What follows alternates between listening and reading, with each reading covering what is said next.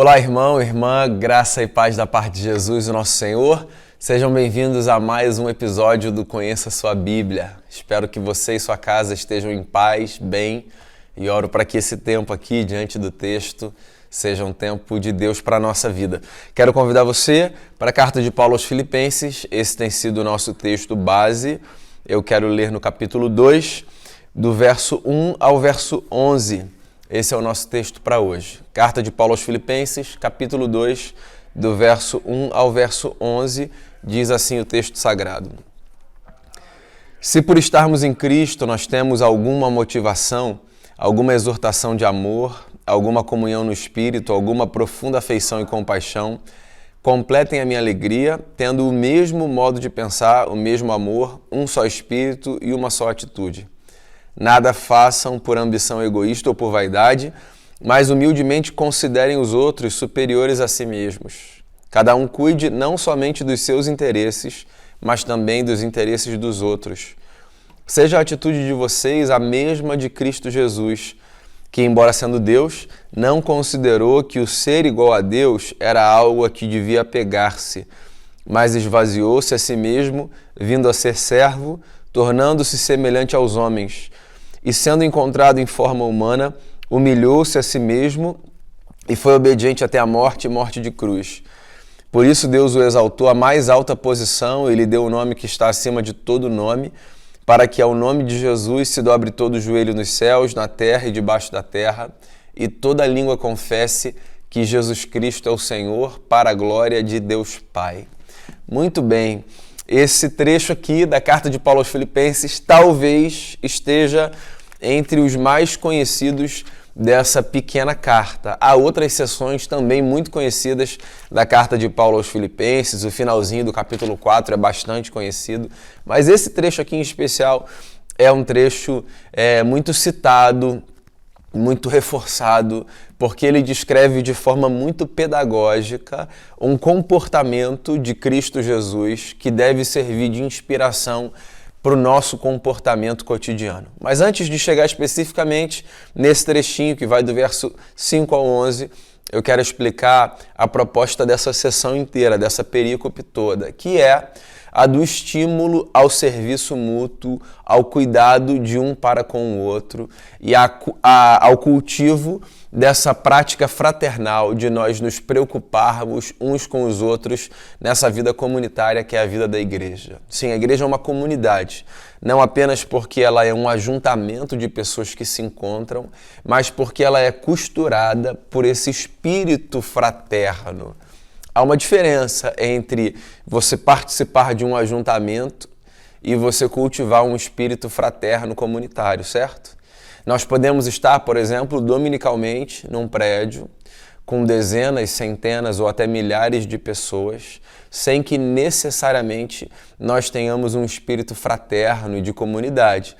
É possível que haja um ajuntamento de pessoas, de indivíduos, que estão ali coincidentemente no mesmo espaço, mas sem gozar de nenhum espírito fraterno na sua percepção do que está acontecendo ali.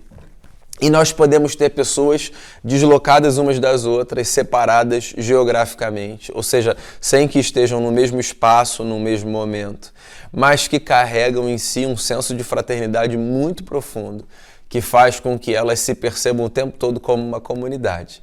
Pois então, aqui nessa sessão, Paulo está nos encorajando a comunidade dos filipenses e a nós, por tabela, a construirmos esse espírito comunitário. E como nós construímos o espírito comunitário? É uma pergunta que eu faço. Nós construímos o espírito comunitário acreditando na potência que é expandida, que é trazida para a superfície e que é capaz de preencher as nossas entranhas quando nós nos disponibilizamos ao serviço mútuo. Isso que Paulo está falando. Sirvam, porque servir é a melhor forma de construir uma comunidade.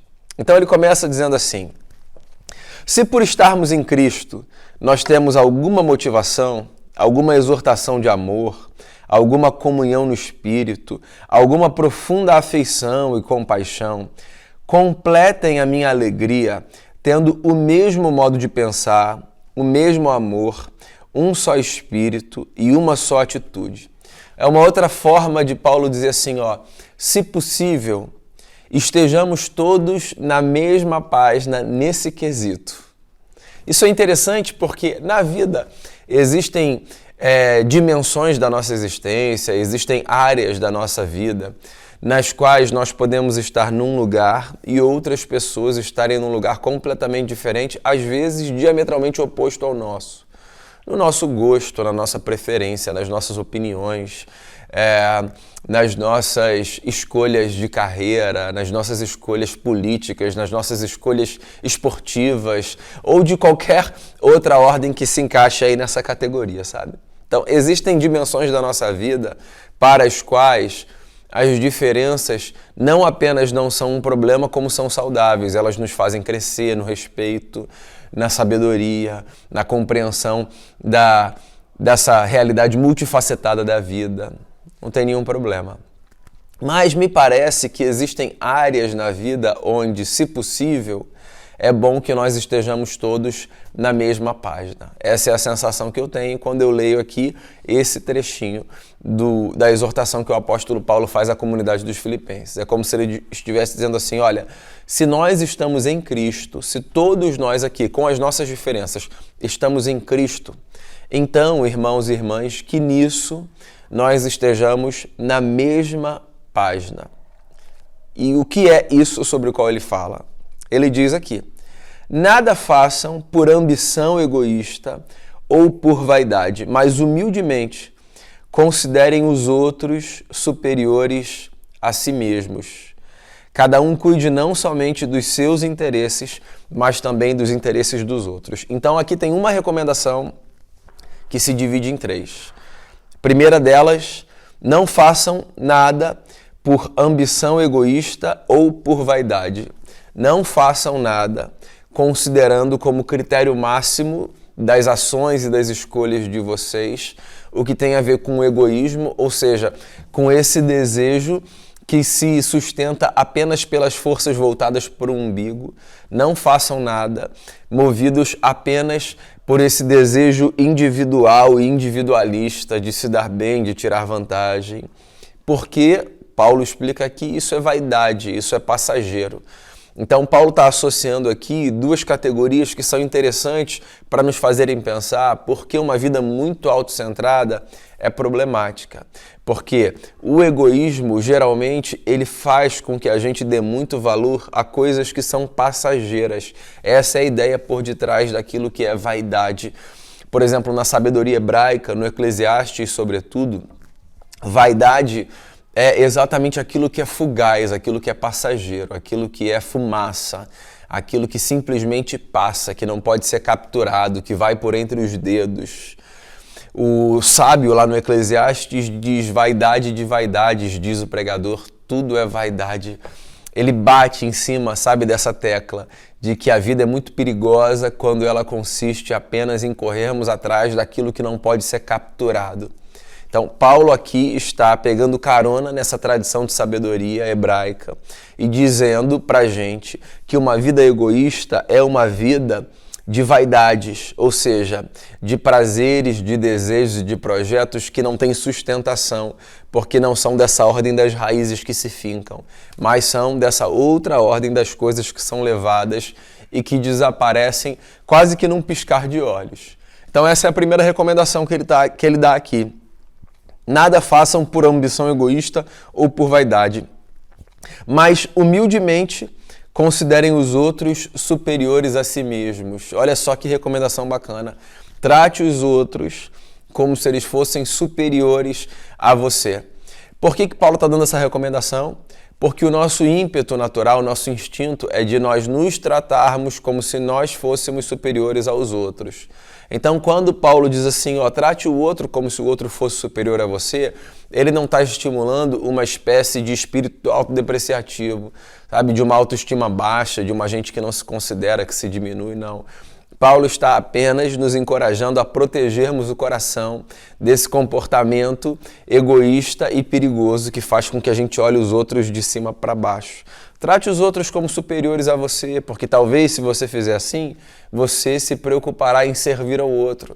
Porque por comportamento humano, por constituição nossa, nós ficamos mais atentos à possibilidade de servirmos aqueles e aquelas que nós consideramos superiores a nós mesmos. Então ele está dando um segundo conselho aqui. Além de não faça nada por egoísmo ou por vaidade, ele diz, trate o outro com humildade, como se ele fosse superior a você. E aqui vem o terceiro. Cuide não apenas dos seus interesses, mas também dos interesses dos outros. Essa é mais uma forma da gente proteger o nosso coração, dedicando o nosso tempo, a nossa energia, os nossos recursos, o nosso talento, tudo aquilo que está à nossa disposição para o cuidado não apenas dos nossos próprios interesses, mas dos de terceiros também. São 3 recomendações que ajudam a gente a construir um senso de comunidade. Por quê? Porque colocam a gente nesse lugar de serviço. Então, só para reforçar, fuja desses desejos puramente egoístas, porque eles são vaidade. Considere o seu semelhante como alguém superior a você, não para fomentar um espírito autodepreciativo, mas para incutir em você essa mentalidade do serviço. E busque satisfazer não apenas os seus próprios interesses, mas também os interesses dos seus semelhantes. E por que a gente deve fazer isso? Talvez você se pergunte aí do seu lugar. Ora, porque foi exatamente isso que Cristo fez conosco. Paulo, então, para embasar a sua argumentação, ele traz o exemplo da atitude de Cristo Jesus, que fez exatamente esse movimento de esvaziamento para que então fosse honrado pelo Pai. Há um ciclo aqui, o ciclo kenótico, da kenosis do Cristo, do esvaziamento do Cristo. Ele descreve aqui do versículo 5 ao versículo 11, e esse é o trecho mais conhecido, como eu tinha citado anteriormente, que é lindíssimo. Ele começa dando uma recomendação. Seja a atitude de vocês a mesma de Cristo Jesus. E qual foi a atitude de Cristo Jesus? Embora sendo Deus, tenta perceber essa dinâmica aqui do ciclo da vida de Jesus. Vê se não é isso. Embora sendo Deus, ou seja, estando lá no alto desse ciclo, embora sendo Deus, não considerou que o ser igual a Deus era algo a que devia apegar-se. Ele não fez disso motivo de vanglória. Ele não bateu no peito dizendo eu sou quem eu sou. Jesus não construiu a sua vida a partir de um discurso de autopromoção que se valia do lugar onde ele estava para subjugar os outros. Então, sendo Deus, não julgou como usurpação o ser igual a Deus. Antes, olha o movimento aqui, antes a si mesmo se esvaziou, assumindo forma de servo, tornando-se semelhante aos homens. Então Jesus fez uma escolha de abrir mão, o Filho fez essa escolha, né? De abrir mão da sua glória e assumiu figura humana, nascendo como Jesus, homem, tornando-se semelhante a nós. E sendo encontrado em forma humana, ainda está descendo. Humilhou-se a si mesmo e foi obediente até a morte e morte de cruz. Aqui a gente tem a posição oposta à posição inicial de Jesus. O Filho eterno, amado, um com o Pai e com o Espírito, sendo Deus, não julgou com usurpação o ser igual a Deus, antes a si mesmo se esvaziou, assumindo figura de servo, figura humana, e em sendo homem, experimentou a morte de cruz. Aqui a gente tem o momento mais baixo da jornada do Cristo. Um momento não casual, um momento não contingencial, mas um momento designado pelo Pai. Essa jornada do Cristo foi uma jornada de autodoação. Então ele escolheu esse caminho do esvaziamento e Jesus serve para mim e para você como exemplo do movimento que a gente deve fazer. É isso que Paulo está dizendo aqui. Tenham em vocês o mesmo sentimento que houve em Cristo. Ele fez isso, façam isso também. Se esvaziem. E aí ele diz então, a partir de agora, o que foi que aconteceu quando Jesus fez esse movimento de esvaziamento. A gente está no ponto mais baixo desse ciclo, certo? E aí Paulo começa a descrever. Por isso, Deus o exaltou à mais alta posição e lhe deu o nome que está acima de todo nome, para que ao nome de Jesus se dobre todo o joelho no céu, na terra e debaixo da terra, e toda língua confesse que Jesus é o Senhor, para a glória de Deus Pai. Olha aqui, voltando para esse ápice, Ele é o Senhor, Ele é o governador, Ele é o que reina, Ele é aquele cuja força impera na minha vida, o imperador nesses termos, entende? Então, Paulo está descrevendo um ciclo aqui do Cristo que deve servir como motivação para a gente, que é quando nós nos propomos a nos esvaziarmos de nós mesmos, da nossa vaidade, do nosso orgulho e servirmos, indo ao lugar de crucificarmos muitas coisas que precisam ser crucificadas dentro da gente, porque o serviço faz com que a gente crucifique muita coisa dentro da gente. Quando a gente se dispõe a servir, a gente faz morrer muita coisa dentro da gente. A gente prega na cruz da existência muita coisa. Então, quando a gente faz esse movimento, a gente encontra um sentido de beleza na vida, que nos enche de glória. Não essa glória que faz com que a gente seja reconhecido diante dos outros, mas essa glória que tem a ver com uma beleza, com um sentido que a vida ganha quando a gente se dispõe a servir o próximo. Paulo está dizendo que o nosso senso de comunidade vem quando a gente se dispõe, todo mundo, a se colocar nesse lugar de esvaziamento e de encontro de sentido. Esvaziamento e encontro de sentido. Esvaziamento e encontro de sentido. Tenham em vocês, diz o apóstolo, o mesmo sentimento que houve em Cristo Jesus. Pois então, volto à minha fala inicial desse nosso episódio do Conheça Sua Bíblia. Nós precisamos ser uma comunidade porque foi isso que Cristo fez com a sua vida, com a sua morte e com o poder da sua ressurreição. Transformou um punhado de gente numa grande comunidade, numa grande família, que está aí há 2000 anos, caminhando e anunciando que Jesus é o Senhor. E como esse senso de comunidade, como esse espírito de fraternidade e esse laço de família se mantém no que diz respeito a nós. Ele se mantém sempre que nós entendemos que muito mais do que uma convocação para nós nos ajuntarmos, a convocação que recai sobre nós é para que nós estejamos todos numa mesma página. Com todas as nossas diferenças, existe um lugar que é o nosso solo comum. O lugar de nós nos percebermos como servos uns dos outros, porque todos servos de Cristo. Mais fortaleceremos esse espírito comunitário, quanto mais nos despojarmos do nosso egoísmo e da nossa vaidade, quanto mais reconhecermos os outros como superiores a nós mesmos e quanto mais descobrirmos que há uma beleza singular quando nós buscamos não apenas os nossos próprios interesses, mas atendemos também aos interesses dos outros.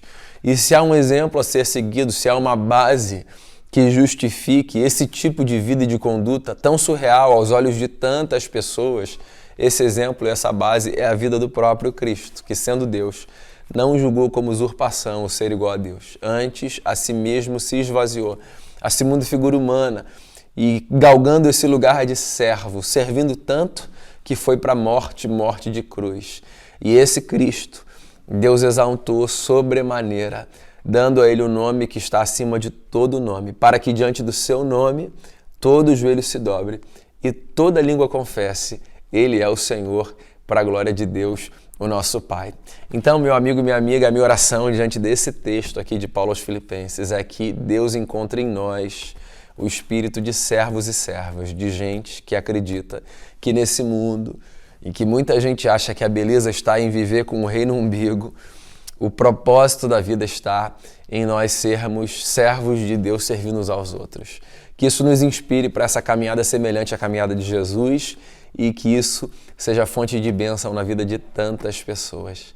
Que Deus abençoe a sua vida e até o nosso próximo encontro aqui no Conheça Sua Bíblia.